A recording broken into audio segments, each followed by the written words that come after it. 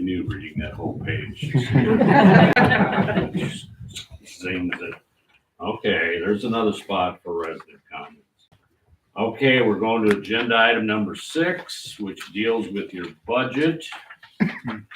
So at 6:34, I'm opening the public hearing on the 2023-2024 budget for the city of Belle Plaine. Again, residents may comment on the budget, and councilmen, you may comment on the budget or ask Sandy questions. I think we've done this before, but blame the state legislature. I'm not the one that rules or screwed up their previous budget. The one thing I'm doing a little bit differently, or we are doing a little done in the past, is in the past, there's not, when we've certified city taxes, not had any of this transfer stuff on there. Transfers have always been required to be done via resolution. These are the ones that we know are going to happen anyway. The budget, they're built into the budget. So instead of waiting and doing them sometime throughout the year, when the time comes, it's already passed by resolution. So when it's time to do it, I can just do it as opposed to asking you again to do something you already approved when we approved the budget. So that's something I learned from another town. They're like, oh, we just do it right up front. So that's a great idea. Any comments from the council? I think we did a great job of adjusting to the challenge. Thank God for franchise fees. Yeah, because there'd be cuts being made that we don't have to make.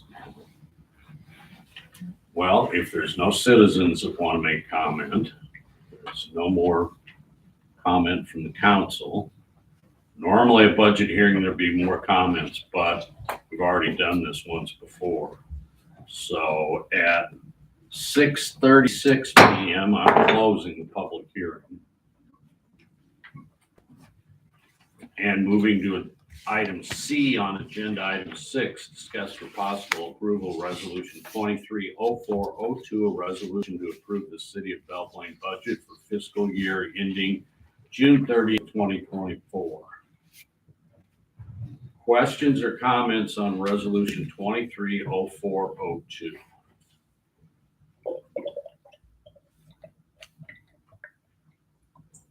Okay. I'll entertain a motion for the approval of resolution 230402. I'll motion for approval of resolution 230402. Is there a second? I'll second. It's been moved and seconded. Last chance for discussion. All in favor signify by saying aye. Aye. Opposed? Motion carries 4-0. Okay, is Belle Plaine Development here? I will freeze that and come back to it at a later time. Is Anderson Bogart here? Yes. Oh, there it is. Hiding. All right, we'll go to agenda item number 8, discuss for possible approval of the proposal from Anderson Bogart for development plans for the Hawk system traffic signals. Why don't you go ahead and come up to the podium and you can say anything you want to say or answer questions from the council. Okay. I think you're probably aware that I'm Todd with Anderson Bogart, and Jacob is here. He's going to be doing the design work on the signal. I think you're probably aware the city's had a lot of coordination with the DOT on the project out there. And, our proposal is to design the Hawk signal in conjunction with the 4 to 3 lane conversion out there that the DOT is working on. We'll provide our plan sheets for that signal design. They'll incorporate it into their plan set, and they're going to do the bidding for the DOTs. And we've got, so we'll have coordination into their plans, so we'll assist the DOT with bidding services, any bid questions, that kind of thing.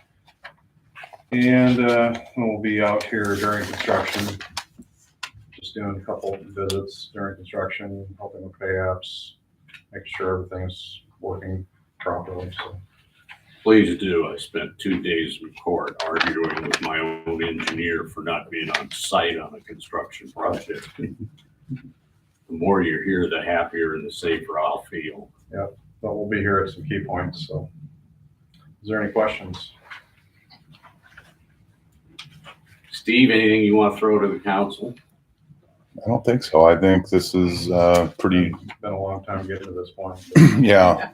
Well, the meeting we set up with everybody, all the stakeholders together, I think is what really solidified their willingness to bend a little bit on the MUTCD guidelines and accept the Hawk proposal. Yeah. And people, the semis were running through the, Yeah, the DOT is usually not, usually don't compromise too much on too many things, but they did on this one, so.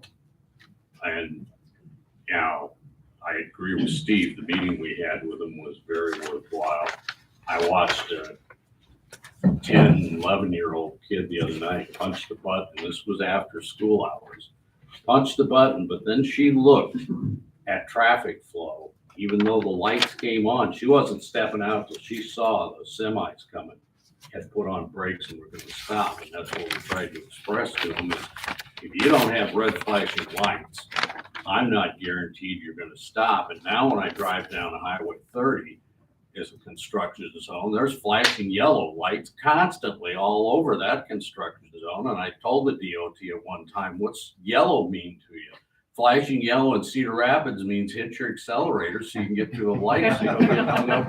I said, so what do you think these guys do on seeing this flashing yellow stuff? Yeah, So I'm flashing yellow doesn't, just consider Rapids, that's the wrong place, so. well, that's where I drive. That's one of my big city driving's there. If you go to Cedar Falls, all I do is put you those roundabouts. Let you see if you can hit somebody That slows you down. or makes it a demolition derby. Now we'll be taking down the current flashers and saving those, because I think you guys have another home for those. We think with the DOT's approval that they would make a nice crosswalk addition down by the new Dollar General because that's where our highway traffic's coming in full bore and we'd like a safer crossing for people there. So that'd be primarily for adults too. yeah, I mean, you know, you might have some kids crossing there, but primarily it would be an adult crossing and because all our sidewalks are on the north side there, so we do have a home for those. So anyway, I'm managing the project. Jacob will be the main designer, so. Just something we really, and Steve and I both have spent a ton of time talking to the DOT and the good Henry Tippie. Wrote some letters before he passed away that got the DOT stirred up real quick. When you have somebody writing the governor, the former governor, and the DOT, and all of a sudden the DOT's calling and saying, we could talk with you guys. So, Well, you guys were persistent enough, and I think you wore them down, so. Well, at EMC, we were able to get some more money out of them too, to cover the cost of it. So that was helpful. And What's the timeline on it? Last I talked to the DOT, I think they were planning on plans early summer and bidding it this summer. Now, if a contractor can get on board and do it this fall, great. The signals are probably what, 4 months out, or about 4 months out for equipment, so this fall, but it's likely next summer if we don't want to do this when school's in session. So we'll just have to see what the summer and the weather do for us. the complexity for the Hawk system, it has to have power lines and communication lines bored under the highway. So that was one of the advantages of the RFB, is it was all wireless, but this will be wired. So we'll have to kind of thread the needle to get across the Highway 21 with the communications and power lines. So likely summer of 2024, but we're still holding out a little hope for this. We'll all keep our fingers crossed that we can get it. And I remind the council, it's up to you to sell to the public. This deal was not gonna happen if we didn't accept the change from a 4-lane to a 3-lane in those No, key the areas. DOT would not consider this. Yeah, so it's up to us to say to, let the public know the safety of our children to cross down there by Longfellow was imperative to us.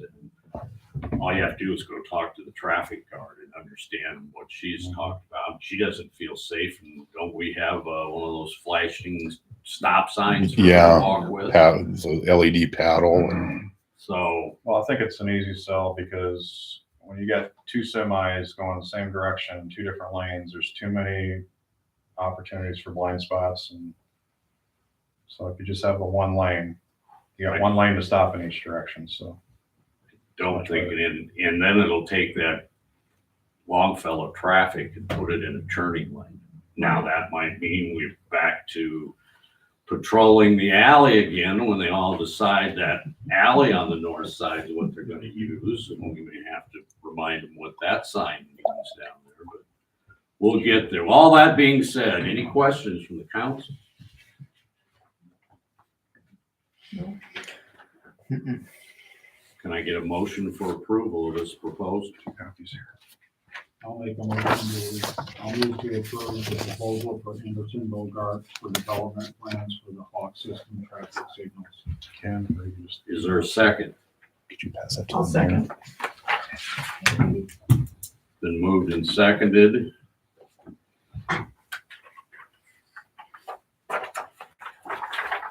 Jordan. Send those down to the council. It's been moved and seconded. Last chance for discussion. All in favor signify by saying aye. Aye. Opposed?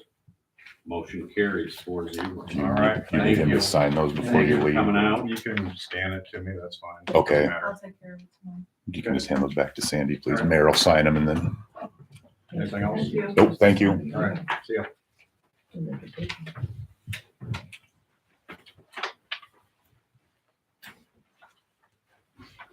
Okay, move to the reason your council chambers is full tonight. Agenda item number 9, discussion of solid waste and recycling collection contracts, RFP information with possible selection to be completed tonight. And I'm sure you picked up your packet of stuff. You have summary by Sandy. I will say that Sandy's did an excellent job on, I don't want to make anyone feel spying out there, but investigating all the contractors and their bids and talking to various cities they work for, or right down to talking to clerks from those cities, talking to some residents. So she's the expert, and that's why any information you received extra was from her, because she's the one that had the time to do this. So let's just start the discussion.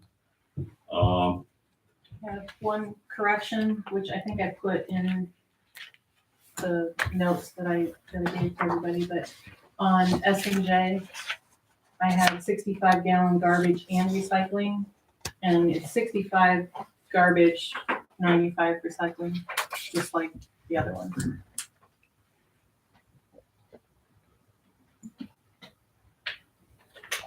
Now, it's your choice, council. You can go with the low bid, but in this case, because we know what the importance is of recycling and garbage pickup and how important it is to our citizens, especially conflicts with some of our older citizens, so you can make the decision however you want to. If there are questions you have, I'll have you direct them to Sandy, and if she can't answer them, we'll direct them to the sanitation people who are here from that company if they're in the room tonight. So Go ahead and start the discussion. I don't have a vote, so I'm gonna let you people duke it out.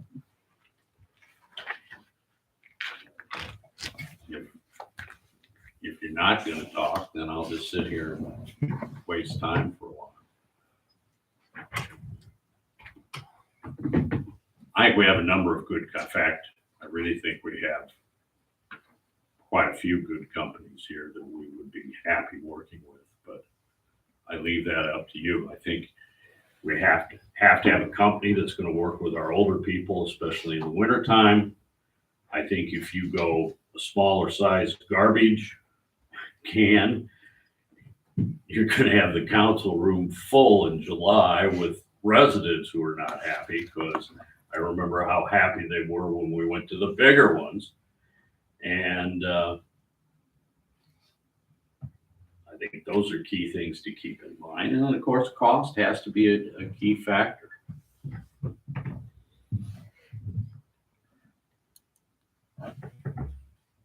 Yeah, when I went through these, there were a lot of good packages and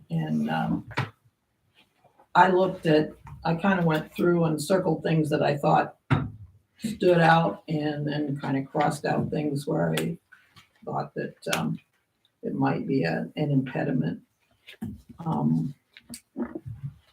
I really like the serious sanitation bid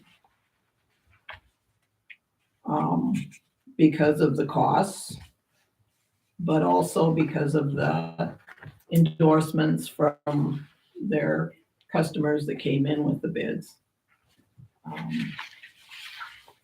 I like the local aspect of the carrier. I mean, not that I think the relationship with Republic Services has been very good. I've been around City Hall. A lot of times when, there's been a issue or something and they've worked through the clerks very well there's a problem, it gets cleared up real quickly. And I know that the clerks appreciate working with that company. I don't know, I just really like the serious sanitation bid. I don't know. I feel the same way. I do too. I also like going with a smaller company. That way you're not worried about what channel you got to call. Yeah, we have a contact point for Republic Services, but on a smaller company, you're talking to somebody who's going to make the decision right now. I was really in favor of having garbage and recycling picked up on this and recycling every other Wednesday. And I don't know if that would be a problem for some of our residents. I have to remember on Thursday, it's recycling every other Wednesday. I don't know if that would be something that we would just get used to, or if that would kind of be confusing to some people. But there were really lots of good things in their proposal, as the others also. And also, I have had several residents contact me and say that they have no problem with Republic. They think they do a great job. I'll actually kind of spin off of everybody. I'll start with Judy here. The same thing. I've had several calls with them, and I've also had several calls about serious sanitation. And looking at this, agreeing with Mary and agreeing with Garrett, I think there's a lot we need to look at here. Customer service for one. With our current company, it's been excellent. Their customer service is great. I don't have any personal problems with them as one of their personal customers. They're always there for me, but I think we also need to look at price. As many of you know, you probably got your little tax audit today, and Yeah. everything is going up, and it's going up drastically. And I think for the citizens of Belle Plaine, per customer service and price is probably going to be a key thing. For S&J, I did like the option of a 35-gallon cart for people who opt for that for trash. I know personally myself, we don't use a huge car. We don't need that much room. And I think for some older people or people who might have some physical impairments, that it may be a lot easier to get a smaller cart to the curb. I wouldn't recommend going 35 gallons for everybody, but I do like having that option for people who want a smaller cart.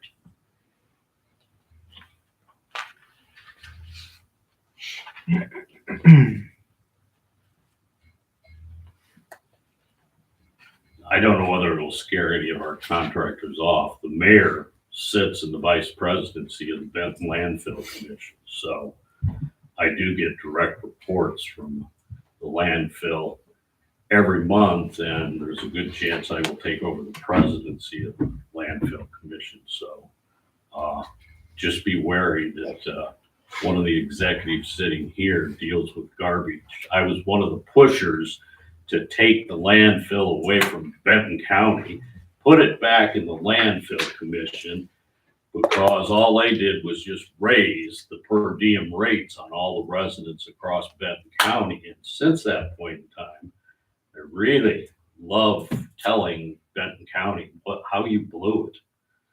That thing's a gold mine. Oh, that's right. We put tipping fees in, and they didn't do that before. Well, it's no wonder everybody was dumping anything and everything in there. There was no charge to it. So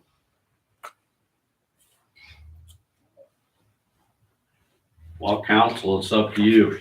I'd like to hear from any of the contractors or bidders if they'd like to speak. If they want to add anything to their packet, if they have anything to say to us. Is that all right with council? Well, let's start with Serious Sanitation. Would you like to come to the podium and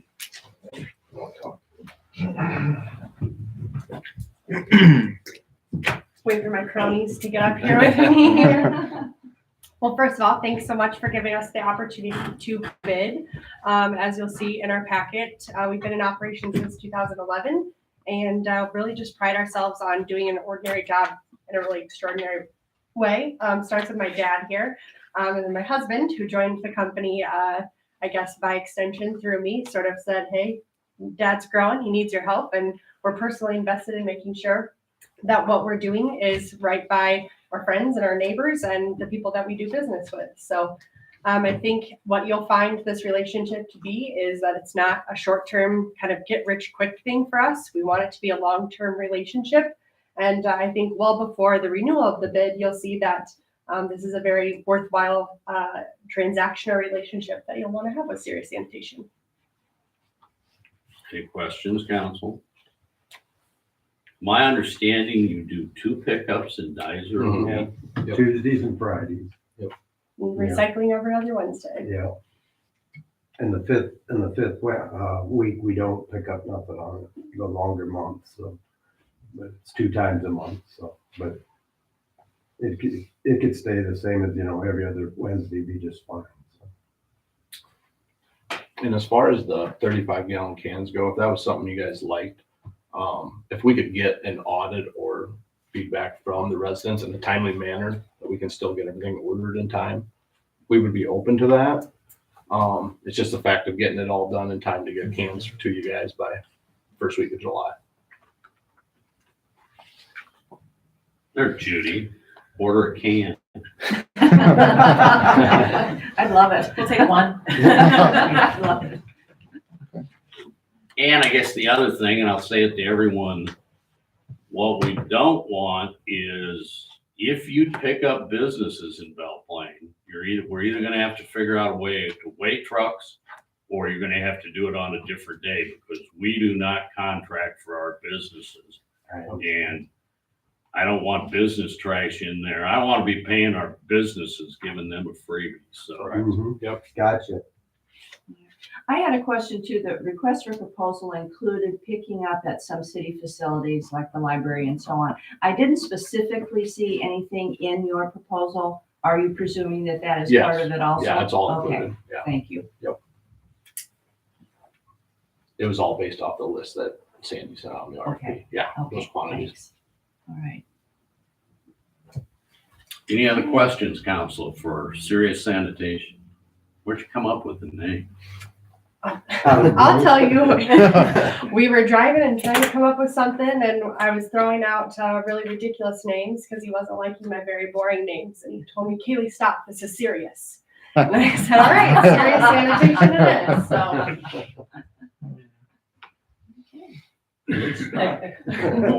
Thank you for Yeah. coming Thank out. Thank you. Thanks a you. lot. Thank you for the packet. Yeah. J&R Sanitation out of Garrison.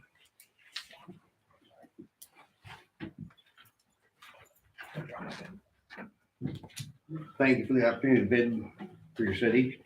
I guess we've been at this for quite some time. We are the only actual Benton County based local company in the room. That helps keep your tax dollars in the county. As far as 35-gallon carts go, kind of the same thing. We can order them in. Not usually a big call. So that'd be something totally up to council.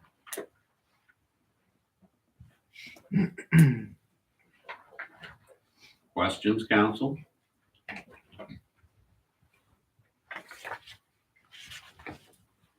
think we're good. I'm good. Well, ask them about how they got their name. How'd you get J&R? Might as well do this forever. It's pretty easy. My name's Josh. My wife's name's Ronnie. So that's it. I guess one other thing I'd add is with our truck, we only make a single pass. It is a split body, so we're not running two trucks. There's a lot of beating down on the streets. So it's a single pass and you're done. That's one of the main things all other towns like with seal coat. Yeah, because wintertime, Yes, and it's a non-locking rear end truck. I can switch it. I can lock them together. I can do different things from the cab to stop from, sliding down a hill or being stuck, what have you. But it's not like a Mack front loader where they're full lock and rock wells and you're twisting the streets up. And the drop axle on it's fully steerable. It's designed for working in the smaller towns and taking care of seal coat streets. I had it built with an extended arm so that I can actually reach out 11 feet plus, just depending on my angle. So even if there is a car parked in the way, or say like this winter with all our freeze thaws we had, everything was extremely soft. I can stay way away from the edge versus having where everybody puts their trash can look like where the mailbox is, and the mailman goes every day there. That's one of the main things that is a help with that truck. Just lessens our carbon footprint and the footprint on your community. Perfect. Thank you. thank you. Thanks. Thank you. S&J Sanitation.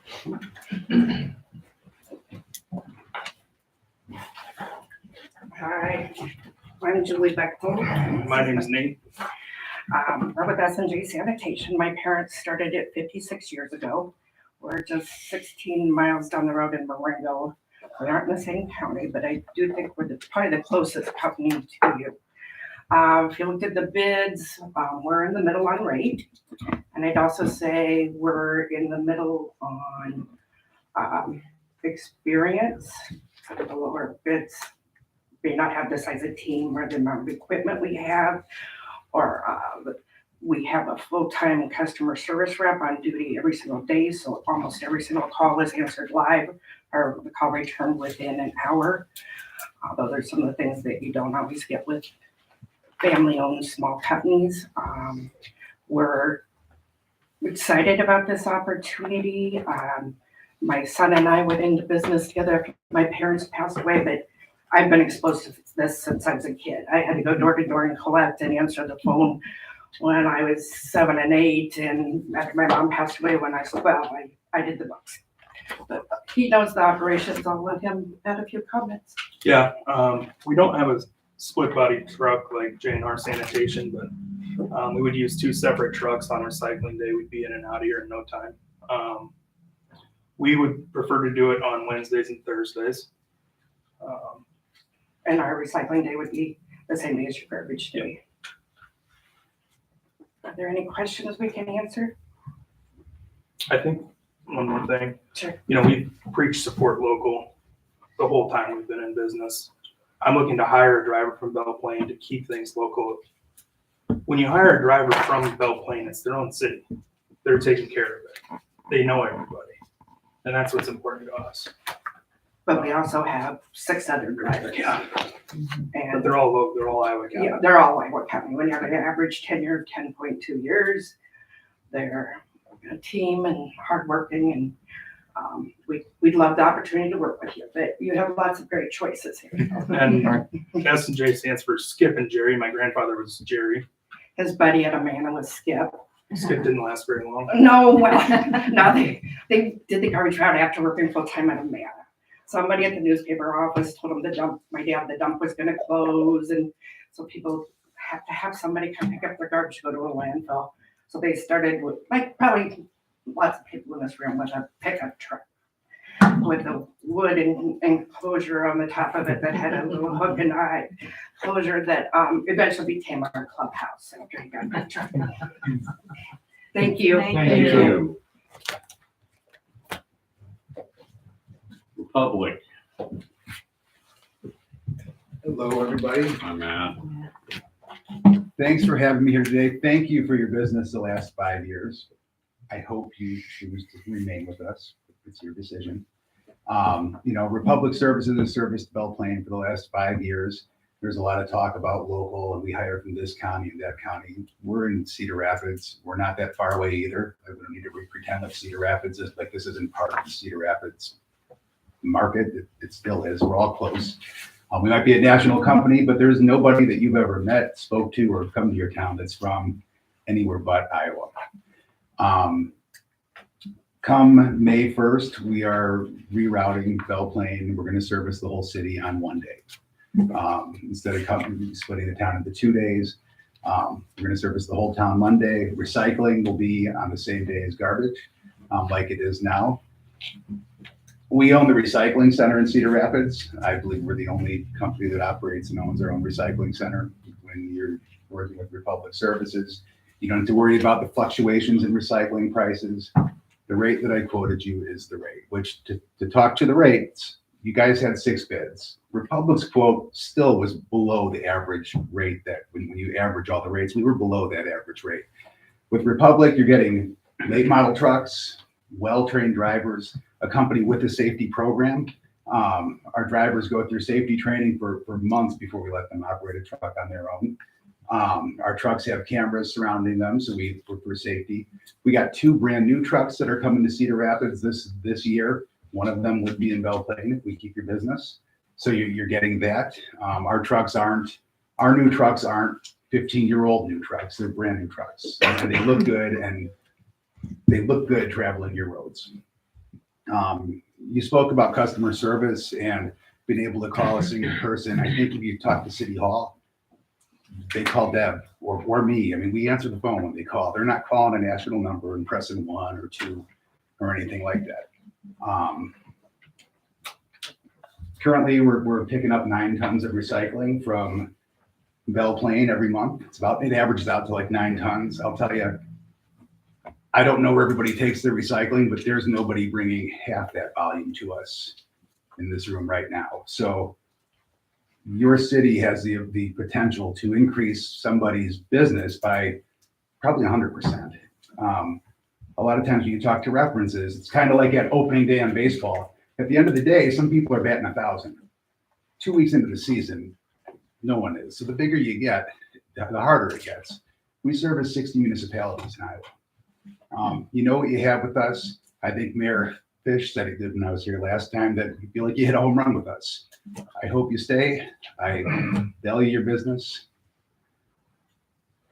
And if anybody has any questions. Questions, council? I'll echo the facts. We've had a very good working relationship, and I know our clerks have had a very good working relationship with your company in terms of if stuff got missed, if it's because the surprise will come to anyone that gets this. Belle Plaine has a couple odd streets in it that somehow, like there's 7th Street in the south end that half of it's one way and the other half isn't. And that makes it goofy to pick up there. And then we have, I forget which one it is, 17. 17th Street that disappears and then reappears on the other side of 7th Ave. Sometimes that one gets lost in the shuffle. And you guys have always been good. So I just want my council to understand. I know my clerks have never had a problem when it comes to working with you guys. You've always been good customer service representatives. And you guys have been wonderful to work with as well. One last thing I'll add, since you've been a customer, and the last time I was here, I mentioned this, we started in 2018. We ran into the first thing in 2000 in the summer with the recycling markets blew up and collapsed. Diesel prices are double from what they were right then. We dealt with COVID for years. Right now, our rate is lower than all but one of the bids you received. I've never come in here and pour mouth to you. We don't make money on your contract right now. Our rates are, you can lock them in for 5 years.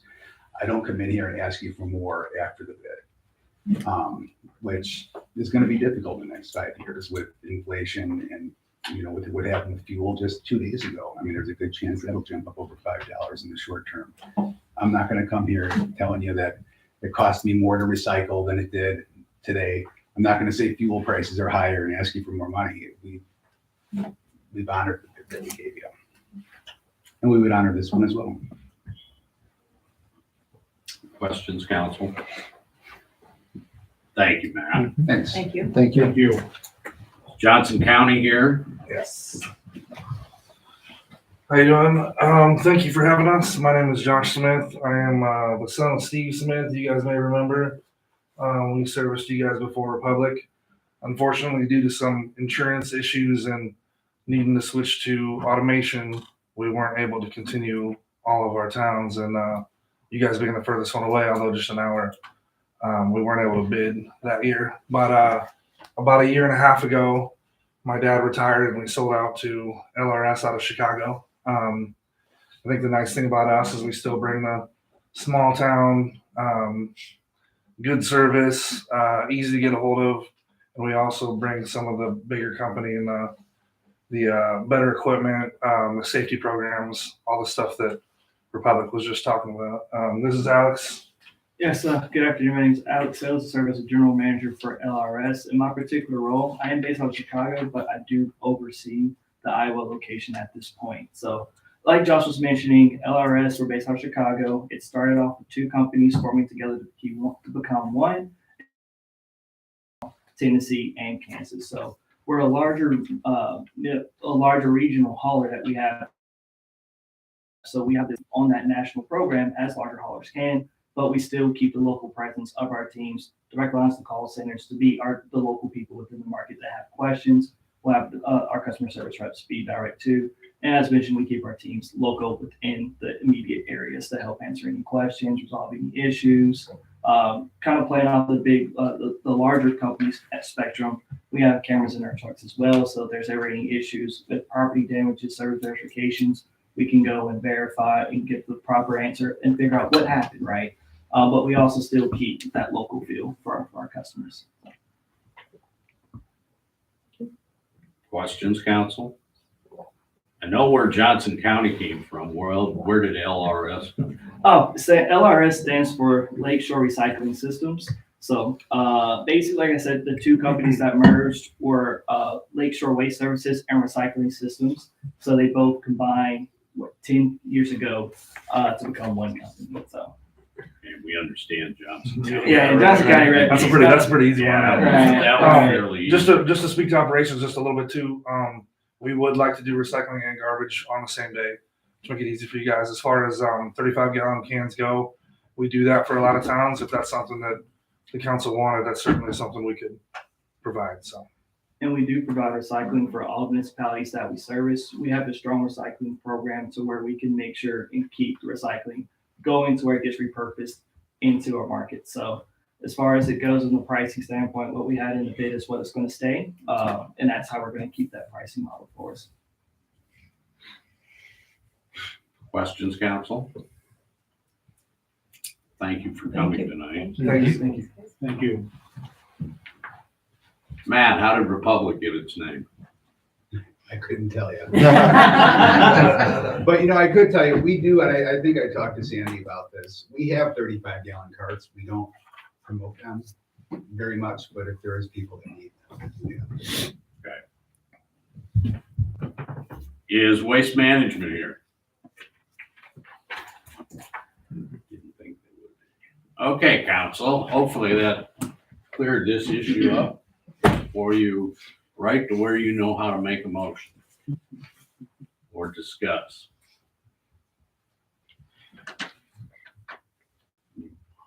100% honest, I don't think you can make a real mistake on this. I think you've got good companies all the way through. So let's poison and decide what the key issue is and somebody make a motion.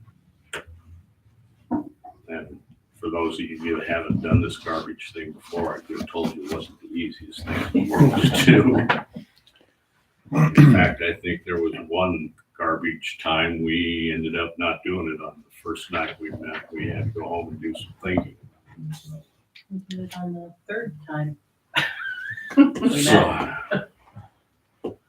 but Sandy is giving you a lot of information and a lot of follow-up, so.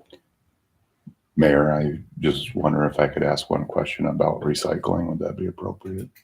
Sure. I'll just kind of direct it to everyone. I understand where the trash goes to the landfill, but what happens to the recycling? It's all commingled.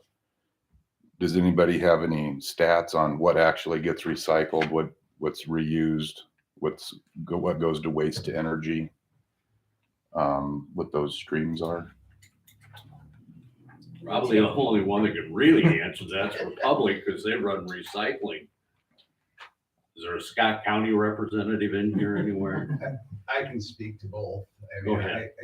I would think whoever's picking it up is picking it up single stream and I'm going to say, I don't work for our recycling center. I mean, I work for our hauling company. So the recycling center to me is really, it's a separate entity within Republic.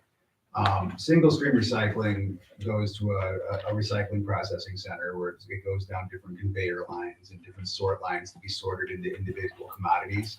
And in Scott County, I'm one of Scott County's, I probably am Scott County's biggest customer as well. So I've seen their facility and it's very similar. It runs down conveyor lines. They sort everything out into different commodities, whether it's cardboard, aluminum, plastic, where it gets baled and it gets shipped and sold to either a broker who resells it or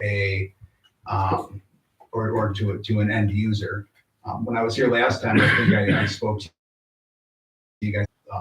Polymer Centers Republic is building, which is when we sort out our plastics, all of that mixed plastic will then go to another recycling center where your PET water bottles will be sorted from your HDPE laundry detergent bottles. It can be sorted by color. So the end users, whether it's Pepsi who needs Mountain Dew bottles, they can get that green container right from that facility and they buy it, and that's how it's sold.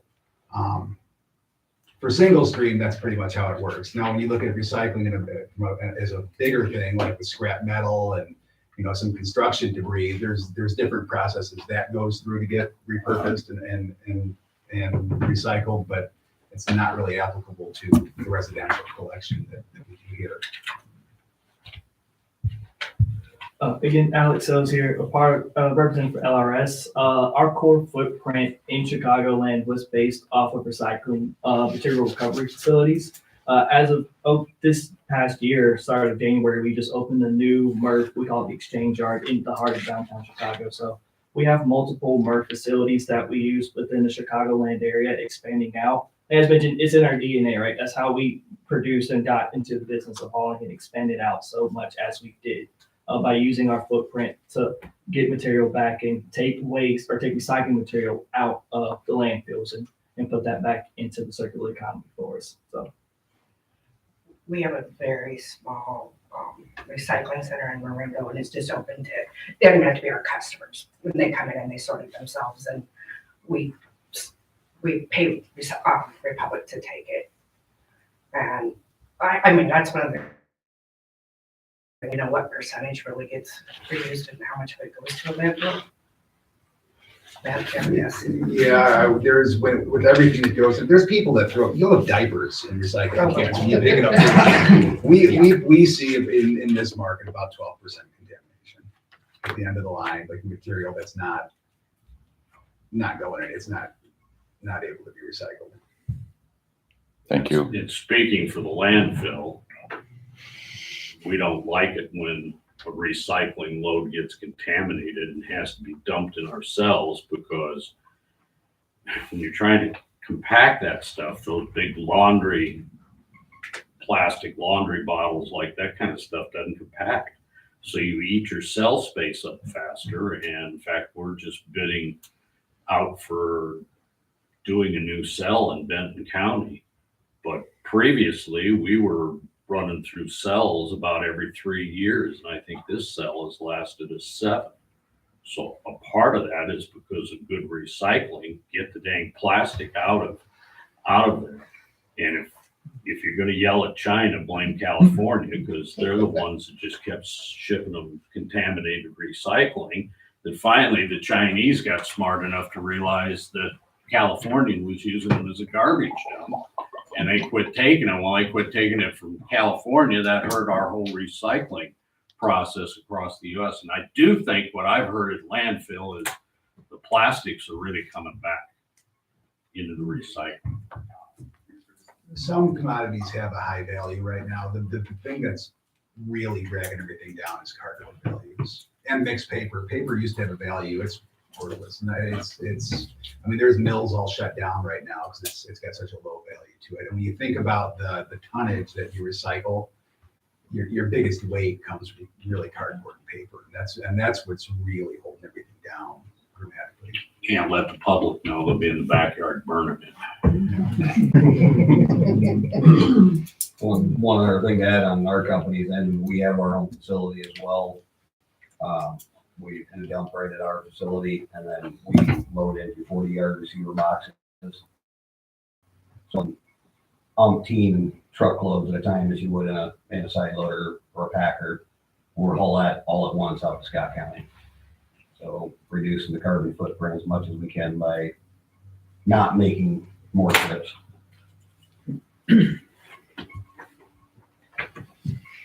Okay, council, it's back into your hands again. I will accept the motion. If you absolutely can't make the decision tonight, I will allow you to table it, but only once. It's going to be back here at the next meeting, and you will pick.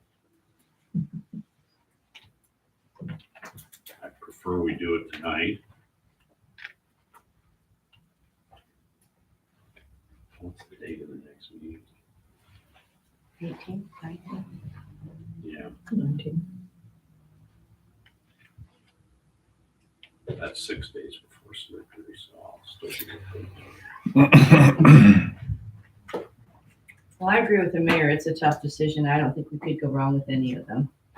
It's just the minor differences, I think, and then the cost.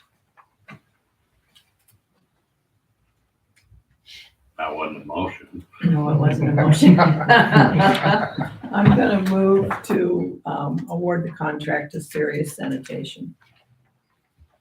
Is there a second to that motion? I'll second. It's been moved and seconded. Give you a last chance to talk them up, talk them down. Any chance we could get the recycling and garbage on the same day? You know, I don't mind that because everybody's always saying, well, is it recycling and garbage this week or just garbage? Well, I don't know anyway. Is that what you're saying? no. Well, yeah, sort of. But all you have to do is look what your neighbors are doing. That's true. I'm not saying. It wouldn't that have it- worked I'm just- last week. My neighbor had his recycling out. It wasn't recycling. Yeah. But neighbors, you can't rely on one. It's one that starts it. But that's what You I could do. go on the city website and find out what day it is. So that part of it doesn't bother me that it's on different days. Any other comments? Last chance to get your last words in before I ask you to vote. All in favor of the motion to accept Serious Sanitation as our garbage carriers for the next 5 years, signify by saying aye. Aye. Opposed, same sign. Motion carries 4-0. Serious Sanitation, we will be signing a contract with you.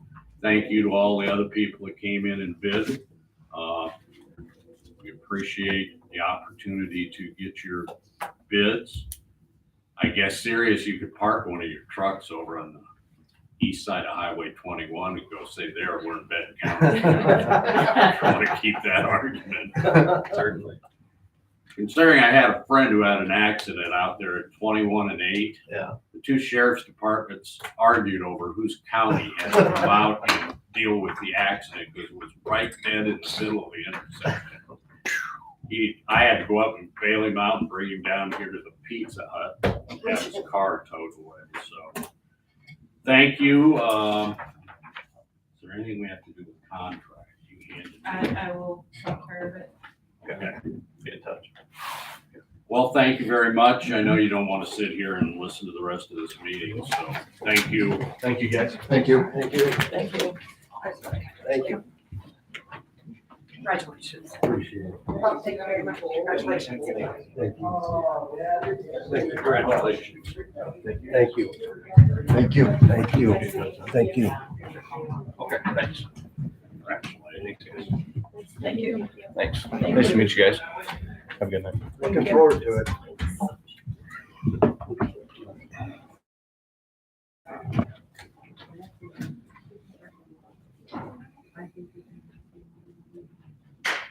Well, we need to do some type of polling. Yeah. To see if we'd have a number and then discuss it with them. I think you guys made a good choice. I've talked with these guys, I like them, but I look at the figures and I'm going, how could you not pick? I know it gets us out of the world of hurt with that. I know I'm just the bean counter, But yeah, it's gonna make it, in like 6 months, we're out of the one healthy again. Without doing anything, and then potentially after that, you could take a look at whether you want to actually reduce what we're charging. Thanks for putting this together. Yeah, this Yeah, was, that this was is very good. helpful. Thank you. the applaud goes right here. You did a super- This was- Yeah, that was this very good. I just tried to remember when we did this 5 years ago, although it wasn't me setting all this stuff up, I sat in on it and I remember a lot of the problems that we had was that, I think Dave described it as apples and oranges and bananas. Right. Because This it's the same changed. Oh. information across the board.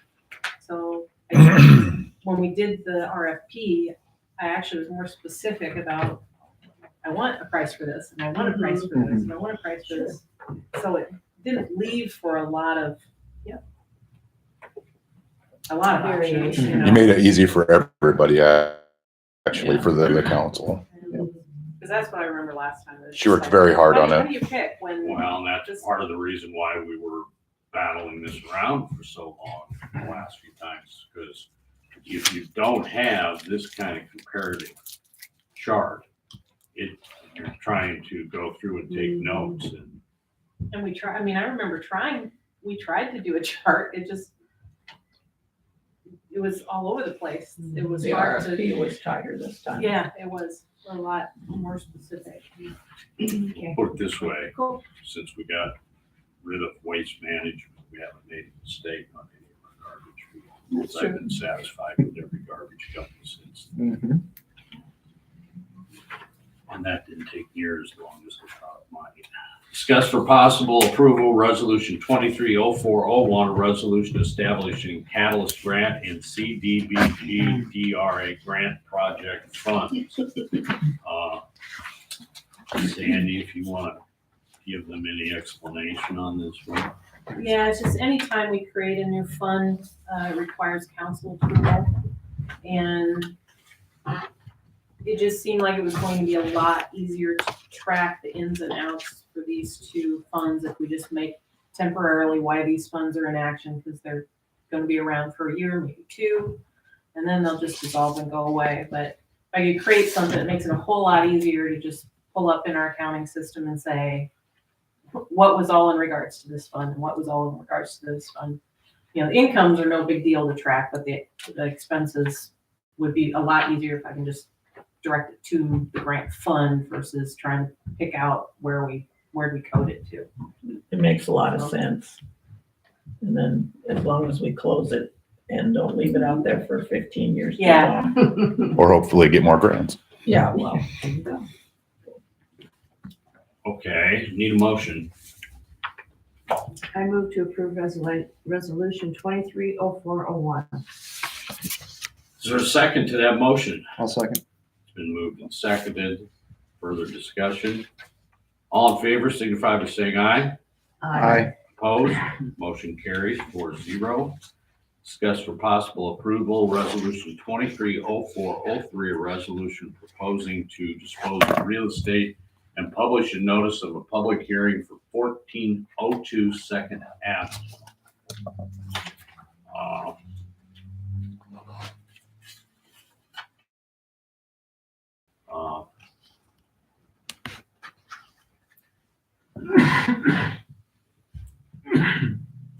Proposing that we use the same method that we did on the other properties that we sold so far. So it requires an opening bid of $5,000. Where they send those bids in and then so they're just gonna come on that night. I mean, they're welcome, anybody is welcome to send a bid in, but anybody that shows up has the opportunity to bid. outbid a bigger bid. And that bid date is that public auction will be the 3rd of May. Yes. Okay. Questions? I just had a couple comments on some wording. Okay. On number 3, the highest bid, greater than 5,000 instead of more than.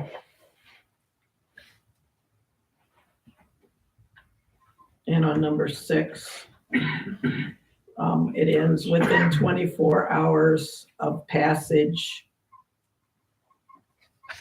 of a resolution, not or, I think. Yeah, a resolution. Okay. Got it.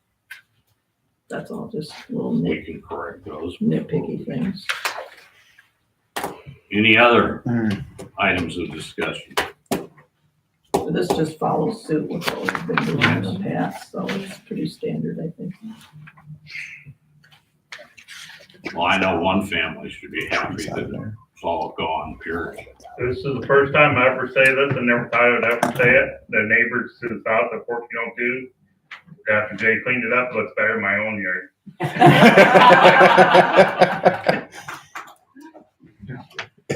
Never thought I'd ever say that, but I will. A goal for this summer, right? And I'll bet it doesn't smell when it gets warm Nope. out. It did. Jay and all these guys that helped him did an excellent job cleaning it up.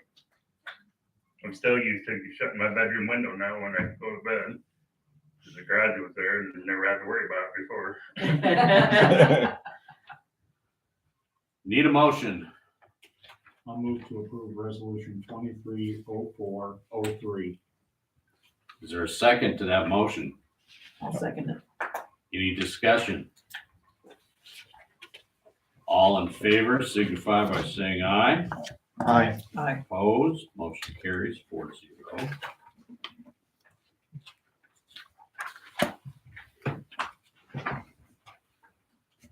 Discuss for possible approval, resolution 230404, a resolution approving transfer of funds in Y 2023. Sandy, you want to explain that one to them? Actually, we're just cleaning up a few things. This water system capital fund, it's really not enough money to do any particular capital project with that. So I'm just proposing you roll it into the water operating fund where it will get used. And the $68 police forfeiture, when I was looking at stuff, I realized sometime at least 3 years ago, there was some kind of discrepancy that the fund and the bank account for the police forfeiture account are off by $68, and they should match. So it's just to correct an old error. Really, there's $68 more in the bank account than the police forfeiture fund was saying that it was. So I just call it a previous error. previous. It was quite Pizza's on previous. for us. I like I said, I tracked back every single entry for 3 years, and for 3 years it ties out, and then it was kind of like, oh, okay, how much farther do I do this? I think for $68. Is that I just- that little blue checkbook that the Mhm. police have? That's that little blue. Maybe they bought new checks and. Well, it's just the opposite, because they have more money. Oh, not they have less. too much. They Okay. have, yeah. I only There's see more it when money. the chief buys like stickers for Halloween or badges or whatever stuff they get out of that account. Is there a motion? I'll motion for approval of resolution 230404. Is there a second? I'll second. It's been moved and seconded to approve resolution 230404. Any other statements?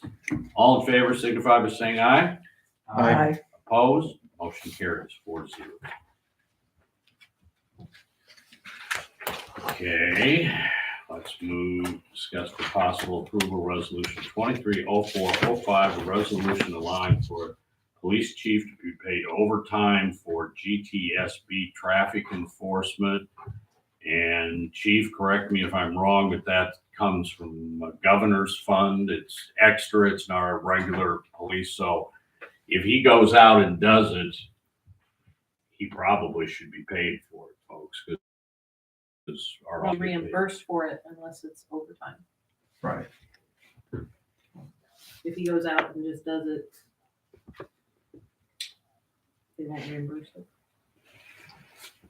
And that can be interesting because I came into town the other Sunday night and Batchelder was supposed to be doing 6 hours of this, and both our cars, they seemed to have a car stopped and they were filling evidence bags sitting on the back of the pickup as fast as they could. It was a little more than a speeding ticket coming out of that one, so it does have other positive results. As my brother said, what are they doing? Stealing that guy's lunch? Got those paper bags. I said, no. It's not anyone's lunch getting taken. I'll motion for approval of resolution 230405. Is there a second? Second. Been 10, further discussion. All in favor, signify by saying aye. Aye. Opposed? Passes 4-0. Discuss for possible approval 230406, a resolution on setting a public hearing on delinquent animal licenses. I'm going to assume the common question will be, is this a normal size list for this time? And I'm going to assume it is. Yeah. So what do we do next? We set this hearing, but in between then, and a lot of these people will disappear, right? We send a letter. We do. So as soon as, if you guys pass this, then Ashley will send a letter out probably tomorrow or the next day. Letting them all know that a hearing's been sent. If it's an oversight, they can come in and take care of it. If not, they can show up and explain why they think that they should not have to do this at the hearing. Historically, at that point, the list usually is down to like 10. Probably a reasonable amount of time, week, whatever, to come in and take care of it. And if they don't at that point, then it gets pushed on to the lawyers. I just know that there's something that makes this list go down to a very short one. The letter. A relatively nice, nasty letter. And if the said pet passed away, they don't have to come in here and talk before you guys to tell you that Ralphie died in January. They all just have to tell Ashley on the phone that that pet's no longer with us and their name goes off.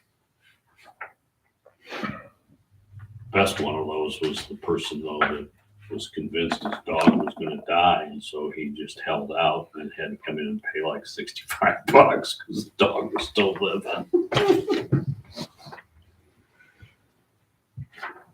So can I have a motion on this one?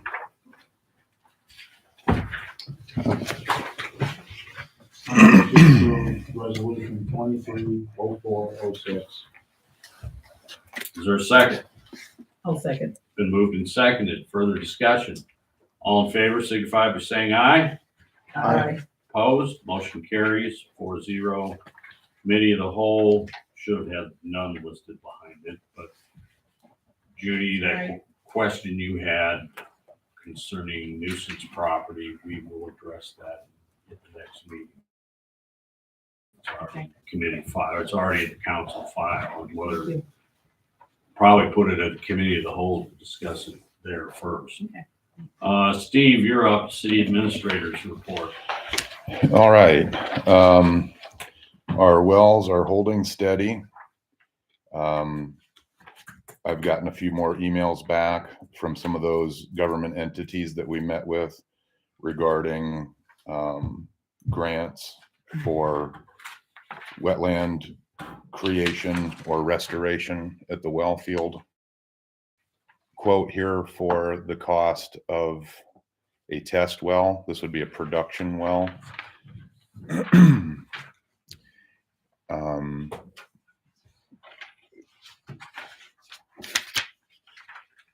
I'll wait till everybody has it. At the Northwood well. I had it, but I don't have it. Thanks. So we have the option to do just a test well where they would sink just a 4-inch pipe down in the ground to analyze what the soil formation and structure looks like, you know, what black dirt, clay, sand, and how far that is and what size screens they would need if we were to put a well in there. Then they would remove water out of there and do testing on it to see what kind of constituents are in the water, what the quality level is. I would like to go a step further under the recommendation of Northway Well and Pump. We discussed drilling a production test well in our existing well field on the south side. It would be south of well number 4. So this would be a well that we could test for how many gallons a minute we could get out of it. So it's a more important test. The 4-inch hole would just test the quality of the water. This would tell us how much quantity can we get out of it. Is this a good place to put a well? And this is something that would have to happen before we dug a well anyway. So I think that this is our next step. This is our best next step to do this and see what kind of quality we get and what kind of quantity we can get out of there. It's a trend that from well 5 was the northernmost to well 4 is the water quality increases through that formation the farther south you go. So that's why I feel, you know, the council was really thinking ahead a long time ago when we bought that land with the express purpose of putting wells out there. And if this all goes well, if we have an issue with this, we have some other alternative spots out there. Does anybody have any questions so far? So if we did the 4-inch one, just for the water quality, how much would that cost? That was about $18,000. Okay. So after Tom and I talked, I had originally wanted to drill one test well for quality halfway in between and then go the farthest south that made sense. And drill the production test well, because we could kind of see if there was any change from that point to the other point. And he said that he didn't feel like it was going to change much, and that there wouldn't be much. Once we have this data, we'll be able to tell, is this water comparable to well 4 water? Well 4 water is really, really good. And that's why when I'm reviewing and trying to help the team manage our water supply, I always look at well 4. It's a good indicator of everything.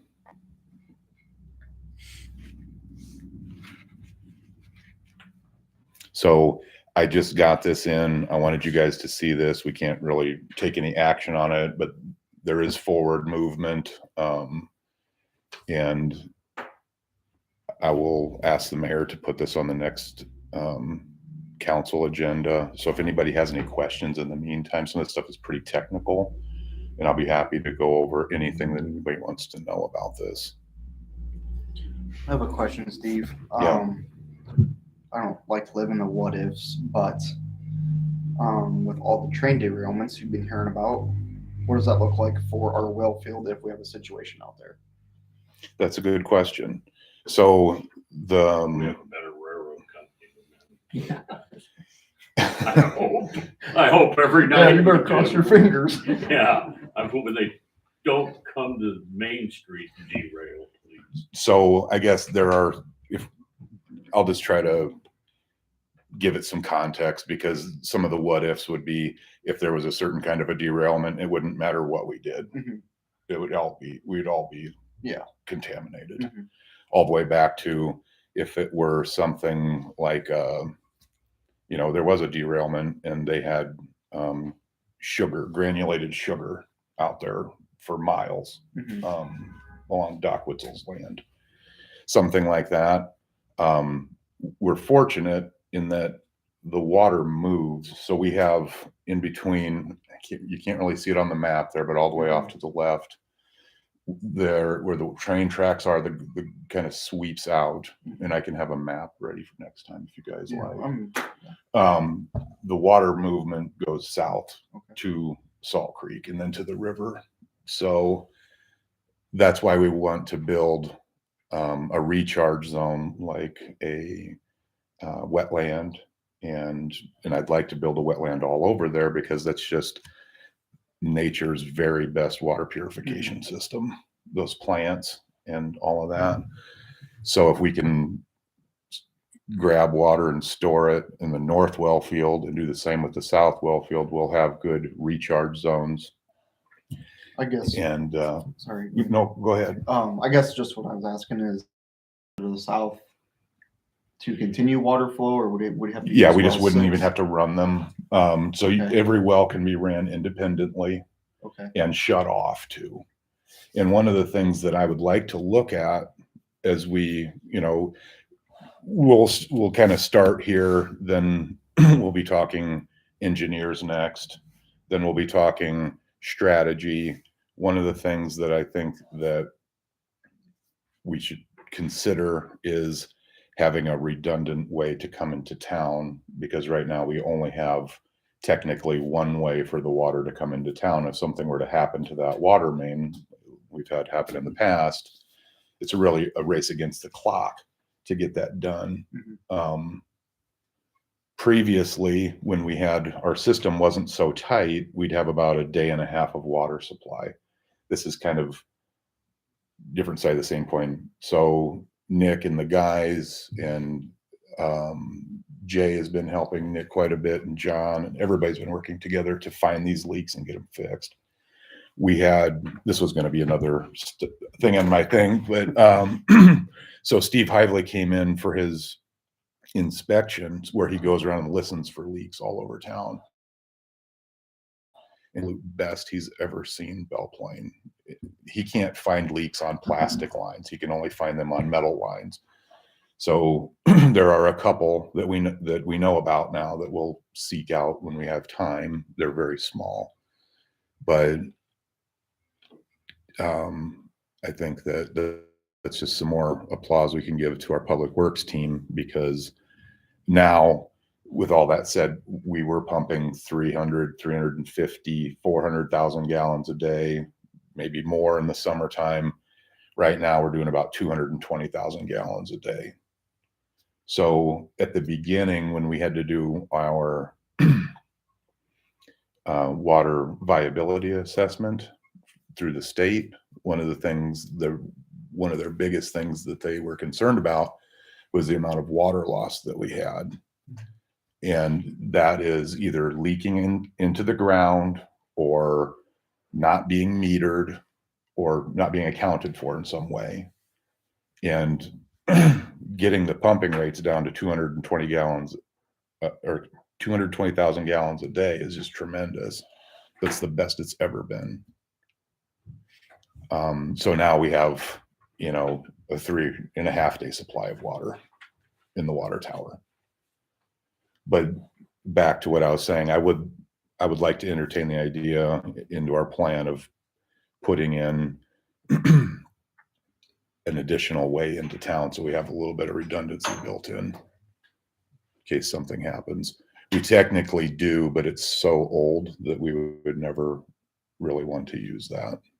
And it's made out of a material that we don't want to run it through, and it's just abandoned. Is the route good with that old one? There are, there's, someone could park a semi over top of it and we wouldn't be able to get to it without, if something happened, and yeah, those types of things. Excuse me. So there's a lot of excitement through these agencies, and I've kind of been getting inundated with emails the last few days of, well, what about this one? What about that one? So I'm trying to find one of them to actually help me navigate through that, because of, we could get this, we could get that, but how do we get it? So that's the learning part. And some of them play well together, and they can be, they're you can stack them. Does anybody have any questions about well stuff? We had some severe weather, and everybody did an awesome job. Belle Plaine Fire Department, ambulance service. Everybody was making sure we had advanced warning to keep the town safe. And I was on the phone a lot with Scott Hansen, just because he has the best equipment around, just touching base with him and checking in. There were a couple of scary spots, on Friday, but, we had a supposed tornado on the ground somewhere between Grinnell and Belle Plaine last night. We got lucky. I think we deserve a break. But I was planning reserved. I didn't have them on standby. That costs money. So I had them on reserve. So I had first dibs in case, and I had some in Cedar Rapids and in Des Moines in case one of those towns got hit. We'd have another plan. And thankfully it was a boring day.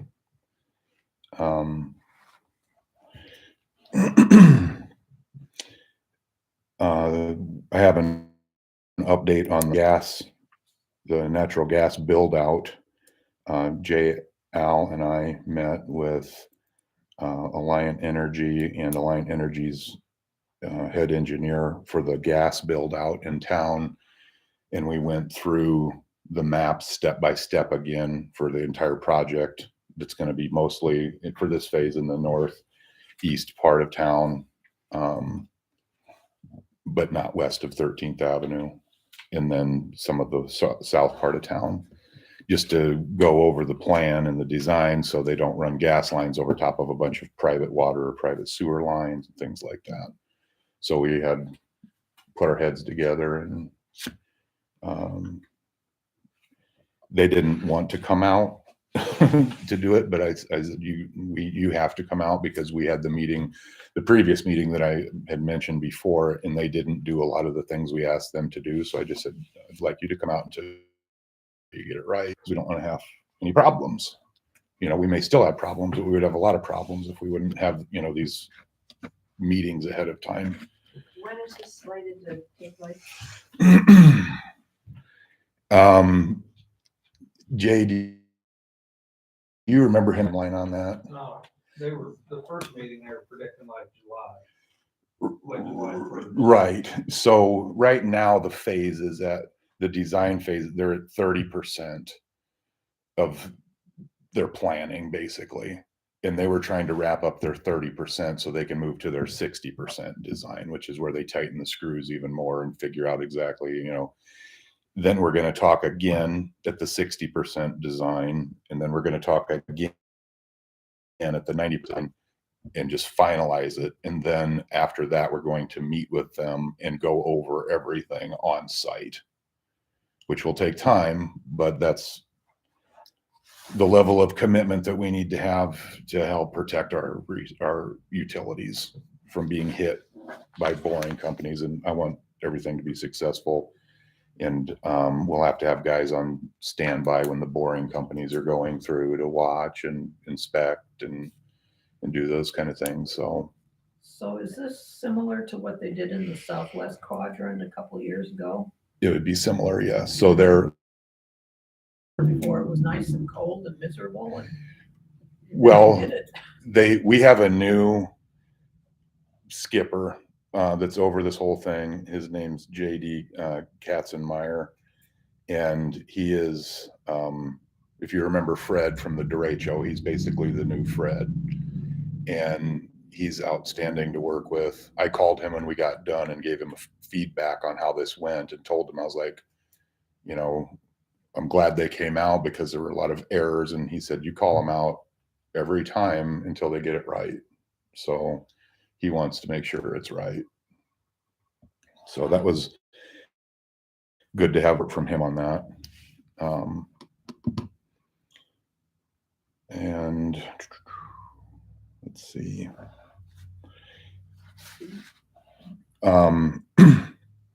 So we're still waiting on the next step for our FEMA hearing, which is going to be in May. Part of that involves a road that we've been keeping a really close eye on, which is 10th Avenue culvert by the bus barn. And it's just been not looking good and getting worse and worse. So I asked Jay to look it over, and Jay said, and I agree that we should just close that road because the culvert is. How are you gonna get into the softball diamonds? They're gonna have to come in from. They don't open that up. I had to talk to Chad about it to figure it out because they're not going to be able to drive across that at all without. I don't want to get it to the point where it's a major safety hazard. Right now, I think that, it was a good call to do it now. I don't think we should wait or have any other traffic over it. Is that beyond the driveway into the bus parking lot? It's before the school property. School. It's before the school property. So there's the only way to get back there. And that's one of the drawbacks of having to cross a bridge or two to get to the school from every direction. So I talked to Chad and I just said, this is a safety thing. I've had this inspected. Our bridge engineer inspector said this thing isn't good. I've just been waiting for this FEMA thing, which will involve this, and hopefully we have success with it. But what had happened is it's a culvert that's kind of oblong shaped, and it has just, with the heavy traffic over it and just a number of things, it kind of smushed it down a little bit more. Then water was able to pass through the culvert and then also around the culvert, which then further eroded the side. So there's nothing to hold it up, and it's just continuing to flatten out. And if it flattens out, we're going to have a 4-foot hole in the middle of the street. And I just, do you have anything to speak to that, Jay? Well, the bottom of it is rusted out, so what it's doing is it's squinching down and then it's just coming up, and where the center is rusted out, it's pushing up. Because the sides are flattening out. Yeah. So the extra metal's just folding up, it's gotta have somewhere to go. Yeah, it's kind of turning into a cinnamon roll, basically. Mhm. And, you know, just with, we've had some rains, we've had some water go through there, and the way it was designed, I mean, it lasted a long time, but it just couldn't handle the abuse that it took, and it just deteriorated very quickly. So I did talk to Chad, and they're going to have to work out logistics to come in from the south parking lot down along the football field. And we talked about parking and things like that. So that road is a path basically. And at one point, I think it had gravel, and now it's grass over top of it. But I guess if they can't get down there, they're not going to want to be down there because the grass will be wet and they'll sink in. So if they can't get to it, the road's not, the ground isn't stable enough for people to be down there. So they would have to park in one of the parking lots and be shuttled or walk. Guess Chad should have accepted our offer from Pelling to seal coat that path 2 years ago. On the north side of the football field. Yeah. Pelling made him an offer while they were in town doing ours, and he said, no, we're not going to spend the money on that. Now it looks like maybe he should have. Well, you know, if you can't get down there where the parking areas is lower in elevation, so if the path down would be wet and impassable, then parking down below wouldn't be an option anyway. So, because there isn't really a parking lot, it's just a grass field. And I mean, most of the time it works. It's unfortunate, and I wish that we wouldn't keep getting denied by FEMA and that we could have it done and we don't have to go. Is that bridge ours or is it theirs? It's a 10th Ave. It's in 10th Avenue right of way. So we have some options to try to have an emergency fix on it and redo it, or just wait until we have our FEMA ruling and see what happens. So that's something that the council can consider, I guess. I particularly know where we would get the money to do an emergency bridge repair. I say bridge, it's a structure, it's a culvert structure. We'd probably have to have engineering on that, so we didn't end up in the same boat.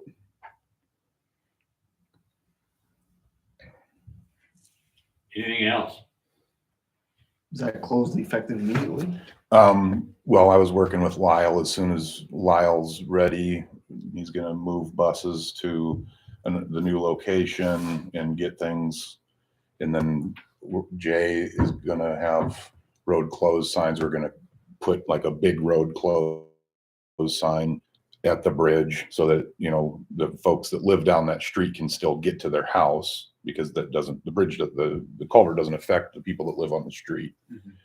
And then I'd probably like to put a road closed sign before you turn into it, so people don't, most of the time people think they can still drive around barricades for some reason, but I'd like to just give an advance warning, and then probably put a road closed sign on the other side of the culvert so that no one thinks they can sneak out the back way from a softball game. Mm-hmm.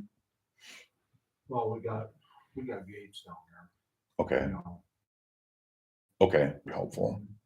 And you've got a gate that'll close off your parking lot. Okay, because otherwise they'll go through that, because half of them drive through it anyway, not leaving the softball. But it is an inconvenience. It's something I've been keeping a close eye on. It's something that I've had inspected by Calhoun Burns and Associates, and it's a safety thing, and it's just time now. Well, and myself working down there, I will definitely agree with Steve. No, I didn't measure it, but I'm gonna guess probably within the last 3 to 4 months, it has sunk 4 inches. Well, and you're gonna drive a lot of softball traffic across it if you leave it open. Mhm. I mean, I that's just- when it gets used the most is during the softball. I've racked my brain to try to figure out how to stabilize it, like running an I-beam through it and jacking it up and doing all kinds of stuff. But I think that the intention behind that thing did happen would be like, what in the heck were you guys trying to do here? You know, I just, It's just old and wore out. yeah. It's had a lot of use. A lot of weight on there. So that'll, to answer your question, I'm hoping that'll happen this week, before the end of the week. All right. That looking doable, Jay? Okay. We might even then just dump some gravel in the, on, so people cannot drive through there. In case someone moved a sign or something, I don't know. But Sure, put a big pile of gravel and see what the four-wheelers are. yeah, I didn't think of that.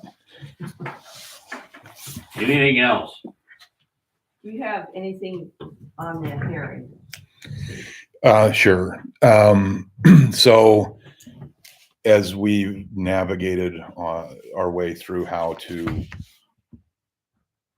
get all of our checks and balances with this, I've talked to a lot of different people, and I've kind of put a list of sequence, and then if I can get past that, then we'll move to the next step. So the step we're at now is EMC doesn't care to insure us in doing that. So we are seeking out an additional policy for liability so that we're covered with a building demolition. If I gave that to Mark and we reviewed it yesterday, he's going to submit that. And if we can get, it's not a gigantic policy because the building doesn't have a whole lot of worth. So it's mostly about what if something happened. Then I'll return the conversation back to the DNR and OSHA to talk about our timeline and when we need to start filling out our 10-day notice permit. One of the things I found out is that with the 10-day notice permit, it says who's your asbestos mitigation company, and then who are the people that are licensed underneath that company. And when I talked to them, I said, we would like to perform this work ourselves because we feel we can do a better job because we're not going to be in a huge rush like a contractor would be. We have access to the fire hose and the hydrants, and we don't have to haul water, and all of these things. And they said, okay, are you going to do this for money? Are you going to do this for any other businesses or cities? And I said, no, it would just be this one. And then any other buildings that we have that we find to have asbestos in them. And they said, okay, then you don't need to have a state license. And I said, what about our individual licenses, like for Jay or for me or for anybody else that wants to be in on the project? They said, you do not have to be licensed, but you do have to have the education. You have to take the classes. So the next step is if we can get insured, then I'm going to talk to OSHA and the DNR again and get all this down in writing and make sure, darn sure, that they're going to be okay with it. And I've walked through step by step what we want to do physically with the building and how we want to handle it. And so far, no one said no, or no one has really given any pushback. They just know that it would be a tremendous cost if we had to do it because the building has asbestos throughout, and then the roof is all asbestos. And to mitigate the asbestos would cost a lot of money, well into the 6 figures, because you'd have to have a crane and someone up there and get all the roof off, and the tar has asbestos in it. And I don't know how to get asbestos out of tar. So that's why we have to treat the entire thing like it's asbestos. Then we will either have to line up a hauling company that is licensed and certified and everything else for transporting asbestos. ACM is what it's called. Or we'll have to do it, or I will have to be in the vehicle for every single load to make sure, and I will have to, whoever gets the training, which will probably be me, you have to line the dump truck with plastic, dump everything in with water and make sure there's no airborne particles, seal that and make a plastic bag out of it basically, then cover that whole top and get it to the landfill. And then at the landfill, Eric has given me explicit instructions on what we do there. And he doesn't have any problem with us doing it. He supports it. So we're not going to have any issues at the landfill. And I was informed that there were a couple of OSHA inspectors in the state. There's either 2 in the state or 2 in this side of the state, is what I understand. There's also a couple of DNR inspectors that could show up. And I said, well, I hope you do show up, and that everything's going well and that we're able to do it. So that's where we're at. So it's kind of like One step at a time, because I mean, I guess I could start working way ahead on it, but it would be a waste of time if something in the back end, the chain breaks back here, then. Thank you. Does anybody have any questions about that? Any other questions? And also we do have easements to get, temporary easements to get on the adjacent properties. And we've worked out agreements with them on, so that we could pull the building to the north and get it on the ground and then load it and stage it and do everything from there. We already have graders easement. Yep, that's all. Everything's good to go as far as that goes. So don't plan on seeing that down anytime soon. We're gonna be off our April time schedule. Anything else? Well, we probably could have got it taken down and then had to ask for forgiveness later. And I think this is probably just the easiest route. I don't know. Maybe we just burn it and pay the fine. We're going off the air. Seems to be what other people do. Yeah. I did ask how much the fines would be if we were doing things and we were doing our very best and they showed up and they said we had something that was a fine. They said it would be, the maximum fine could be $15,000 for each violation. And so even with that risk, that fine, which I think that what they would rather see us is, if I don't anticipate that happening, but if they did, we would pay that fine and it would still, we would learn the lesson and then move on, but it would still be significantly less than hiring somebody from out of state to come in and treat every. Keep us informed. Will do. Move to the mayor's report.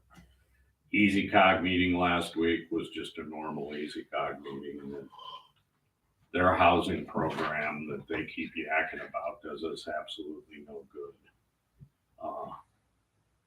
It's still the rehab in it. It does nothing for bringing developers in. It does nothing towards what we have in town when we're talking about rehabbing houses. We're talking about individuals who rehab them generally to either flip them or make them rental property, and their programs don't work with any of that. And I've had conversations with them saying we really need to look for something. I said, that works fine what you're doing for, the only improvement they made is they don't make us pick a district like we used to, but it's just not a very viable system. And I think most of it's because the federal government's involved in it. The landfill is preparing RFP for a new cell. which unlike previous, the money's already there to dig the cell. And of course, you also have to have the money to close the cell before you dig, which means it's about $4 to $6 million project for a new cell. And that's why you can't afford to be going every 2 years and filling a cell up and now digging another one. Where are you going to get the money? That's why the commission's done such a better job. I think we have $4 to $5 million already sitting in accounts. We have all the previous cells covered. We have the current cell covered, and we will have building stuff for the new cell covered. So, and it all gets back to tipping fees. You can't let Benton County fill their landfill up with not charging people, and that's exactly what the county was doing. Pull your truck in and dump, and it won't cost you a thing. Well, guess why everyone was sneaking stuff into Benton County?